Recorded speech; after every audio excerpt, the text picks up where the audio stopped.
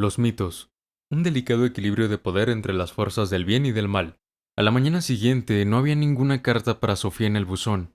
Pasó aburrida el largo día en el instituto, procurando ser muy amable con Jorun en los recreos. En el camino hacia casa, comenzaron a hacer planes para una excursión con tienda de campaña en cuanto se secara el bosque. De nuevo, se encontró delante del buzón. Primero abrió una carta que tenía un matasellos de México. Era una postal de su padre, en la que decía que tenía muchas ganas de ir a casa y que había ganado al piloto jefe al ajedrez por primera vez. Y también que casi había terminado los 20 kilos de libros que se había llevado a bordo después de las vacaciones de invierno. Y había, además, un sobre amarillo con el nombre de Sofía escrito. Abrió la puerta de la casa y dejó dentro la cartera y el correo antes de irse corriendo al callejón. Sacó nuevas hojas escritas a máquina y comenzó a leer. La visión mítica del mundo. Hola Sofía, tenemos mucho que hacer, de modo que empecemos ya. Por filosofía, entendemos una manera de pensar totalmente nueva que surgió en Grecia alrededor del año 600 a.C. Hasta entonces, habían sido las distintas religiones las que habían dado a la gente las respuestas a todas esas preguntas que se hacían. Estas explicaciones religiosas se transmitieron de generación en generación a través de los mitos. Un mito es un relato sobre dioses, un relato que pretende explicar el principio de la vida. Por todo el mundo ha surgido en el transcurso de los milenios una enorme flora de explicaciones míticas a las cuestiones filosóficas. Los filósofos griegos intentaron enseñar a los seres humanos que no debían fiarse de tales explicaciones. Para poder entender la manera de pensar de los primeros filósofos, necesitamos comprender lo que quiere decir tener una visión mítica del mundo. Utilizaremos como ejemplos algunas ideas de la mitología nórdica. No hace falta cruzar el río para coger agua. Seguramente habrás oído hablar de Thor y su martillo. Antes de que el cristianismo llegara a Noruega, la gente creía que Thor viajaba por el cielo en un carro tirado por dos machos cabríos. Cuando agitaba su martillo, había truenos y rayos. La palabra noruega Torden, truenos, significa precisamente eso, ruidos de Thor. Cuando hay rayos y truenos, también suele llover. La lluvia tenía una importancia vital para los agricultores en la época vikinga. Por eso Thor fue adorado como el dios de la fertilidad. Es decir, la respuesta mítica a por qué llueve era que Thor agitaba su martillo y, cuando llovía, todo crecía bien en el campo. Resultaba en sí incomprensible cómo las plantas en el campo crecían y daban frutos, pero los agricultores intuían que tenía que ver con la lluvia. Y además, todos creían que la lluvia tenía algo que ver con Thor, lo que lo convirtió en uno de los dioses más importantes del norte. Thor también era importante en otro contexto, en un contexto que tenía que ver con todo el campo del mundo. Los vikingos se imaginaban que el mundo habitado era una isla constantemente amenazada por peligros externos. A esa parte del mundo la llamaban Midgard, el patio en el medio, es decir, el reino situado en el medio. En Midgard se encontraban además Asgard, el patio de los dioses, que era el hogar de los dioses.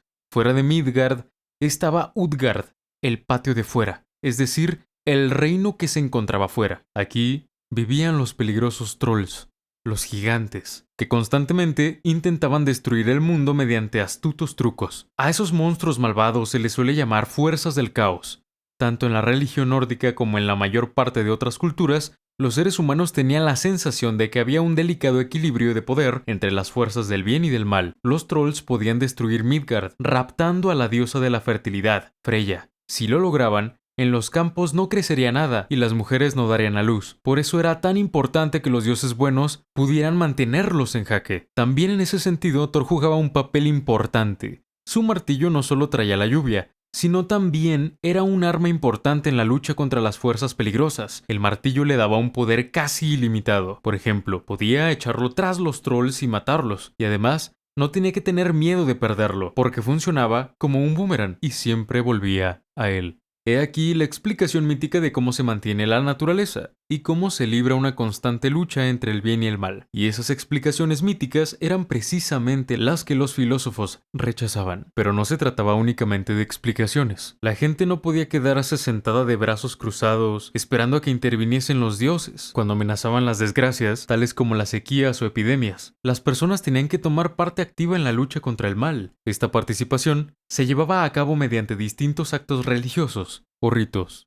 El acto religioso más importante en la época de la antigua Noruega era el sacrificio, que se hacía con el fin de aumentar el poder del dios. Los seres humanos tenían que hacer sacrificios a los dioses para que estos reuniesen las fuerzas suficientes para combatir a las fuerzas del caos. Esto se conseguía, por ejemplo, mediante el sacrificio de un animal al dios en cuestión. Era bastante corriente sacrificar machos cabríos a Thor. En lo que se refiere a Odín, también se sacrificaban seres humanos. El mito más conocido en Noruega lo conocemos por el poema Trimskvida, la canción sobre Trim. En él se cuenta que Thor se quedó dormido y que cuando se despertó, su martillo había desaparecido. Se enfureció tanto que las manos le temblaban y la barba le vibraba. Acompañado por su amigo Loke, fue a preguntar a Freya si le dejaba sus alas para que éste pudiera volar hacia Jotunheim, el lugar de los gigantes, con el fin de averiguar si eran los trolls los que habían robado el martillo. Allí, Loke se encuentra con Thrym, el rey de los gigantes, que en efecto empieza a presumir de haber robado el martillo y de haberlo escondido a 8 millas bajo tierra, y añade que no devolverá el martillo hasta que no logre casarse con Freya. ¿Me sigue, Sofía? Los dioses buenos se encuentran de repente ante un dramático secuestro. Los trolls se han apoderado de su arma defensiva más importante, lo que da lugar a una situación insostenible. Mientras los trolls tengan en su poder el martillo de Thor, tienen el poder total sobre el mundo de los dioses y de los humanos, y a cambio del martillo exigen a Freya. Pero aquel intercambio resulta igual de imposible. Si los dioses tienen que desprenderse de su diosa de la fertilidad, la que vela por todo lo que es vida, la hierba en el campo se marchitará y los dioses y los humanos morirán. Es decir, la situación no tiene salida. Si te imaginas un grupo de terroristas amenazando con hacer explotar una bomba atómica en el centro de París o de Londres, si no se cumplen sus peligrosísimas exigencias, entiendes muy bien esta historia. El mito cuenta que Loke vuelve a Asgard, donde pide a Freya que se vista de novia, porque hay que casarla con los trolls. Desgraciadamente, Freya se enfada y dice que la gente pensará que está loca por los hombres si accede a casarse con un troll. Entonces, al dios Heimdall se le ocurre una excelente idea. Sugiere que disfracen a Thor de novia. Podrán atarle el pelo y ponerle piedras en el pecho para que parezca una mujer. Evidentemente a Thor no le hace muy feliz esta propuesta, pero entiende finalmente que la única posibilidad que tienen los dioses de recuperar el martillo es seguir el consejo de Heimdall. Al final, Thor se viste de novia, lo que le va a acompañar como dama de honor. Vayamos las dos mujeres a Jotunheim, dice Loke. Si prefieres un idioma más moderno, diríamos que Thor y Loke son los policías antiterroristas de los dioses. Disfrazados de mujeres,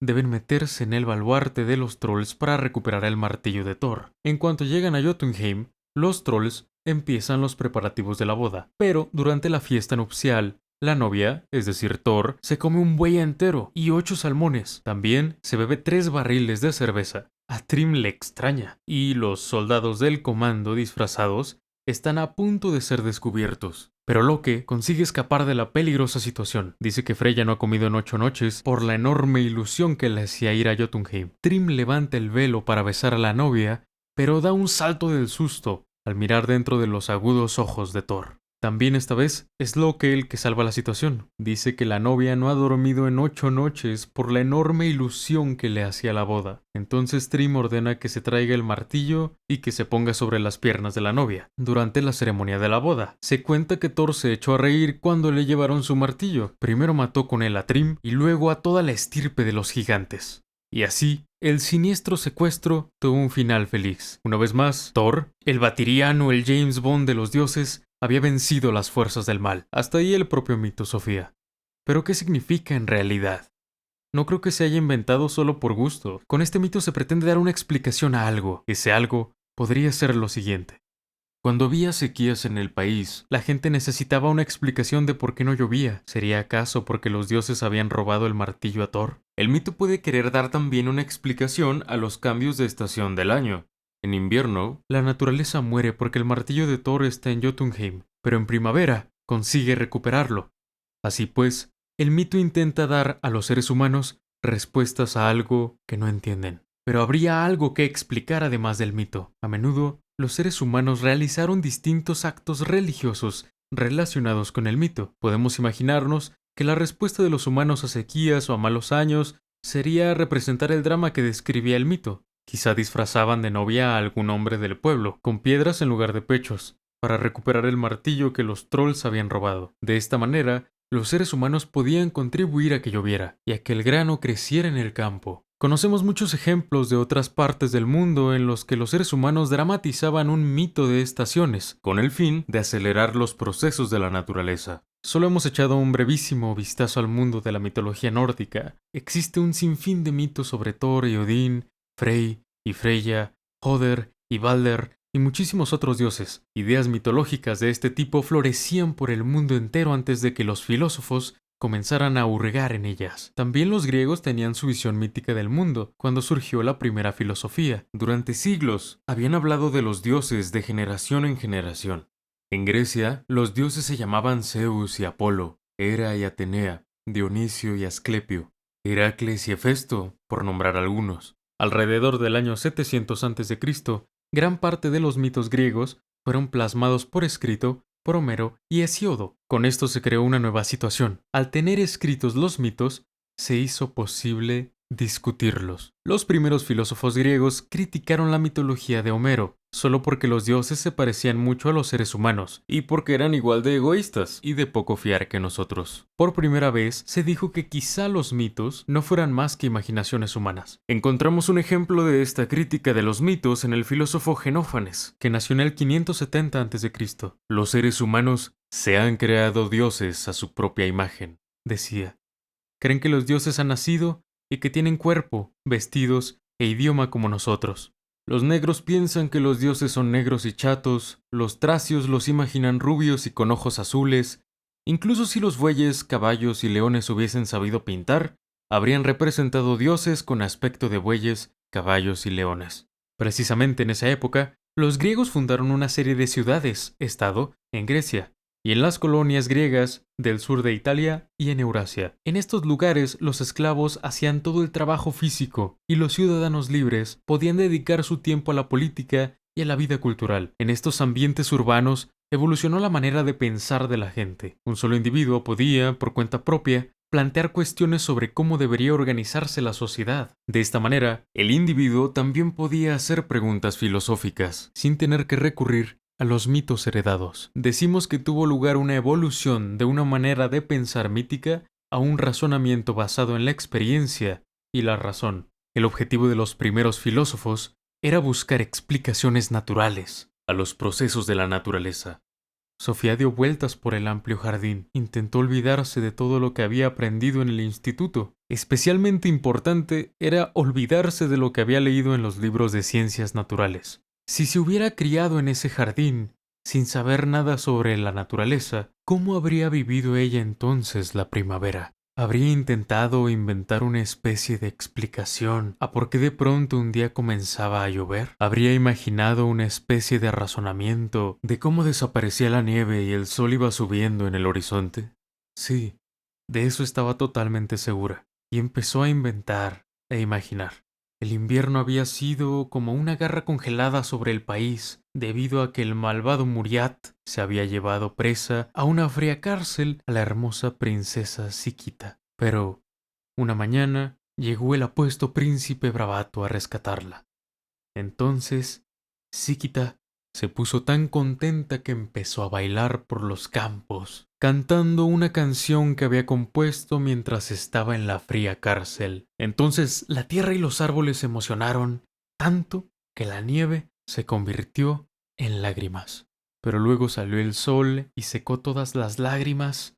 Los pájaros imitaron la canción de Síquita, y cuando la hermosa princesa soltó su pelo dorado, algunos rizos cayeron al suelo, donde se convirtieron en lirios del campo. A Sofía le pareció que acababa de inventarse una hermosa historia. Si no hubiera tenido conocimiento de otra explicación para el cambio de las estaciones, habría acabado por creerse la historia que se había inventado. Comprendió que los seres humanos quizás hubieran necesitado siempre encontrar explicaciones a los procesos de la naturaleza. A lo mejor la gente no podía vivir sin tales explicaciones, y entonces inventaron todos los mitos en aquellos tiempos en que no había ninguna ciencia.